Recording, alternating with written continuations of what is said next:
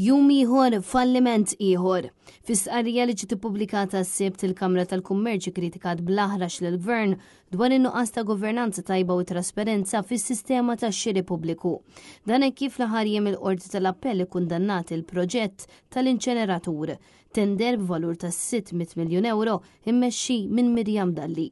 Il-Kamra tal-Kummerċ saħqet li rapporti pubblikati mill-NAO, deċiżjonijiet mogħtija mill-Bord tal-Appelli u sentenzi tal-Qorti ikkonfermaw ripetutament li s-sistema tax-xiri pubbliku mhix qed taħdem u dan jirriżulta f'abbuż irresponsabbli tal-fondi pubbliċi. Minkejja li r-riforma li ġiet infassla fl-2021 fir-rapport dwar ir-riforma tax-xiri pubbliku li tfassal riforma komprensiva b'aktar minn 40 rakkomandazzjoni għal governanza tajba, il-Kamra tal-Kummerċ insistiet li minn dakinhar ma sar xejn tanġibbli għaliex il-problemi mhux talli ma ġewx solvuti talli komplew jikbru. Il-Kamra tal-Kummerċ ikkundannat lill-Gvern għaliex il-ksur tar-regolamenti u l-abbużi fix-xiri pubbliku komplew iseħħu minħabba li hemm trasparenza limitata, kontrolli interni dgħajfa, kontrolli u bilanċi inadekwati kif ukoll konflitti ta' interess. Il-Kamra tal-Kummerċ komplet tinsisti li filwaqt li l-Gvern irrikonoxxa l-importanza li jiġu indirizzati dawn in-nuqqasijiet b'mod effettiv, il-Gvern qed ikompli jkaxkar saqaħ minflok jisħaq fuq l-urġenza fl-implementazzjoni tal-azzjonijiet meħtieġa.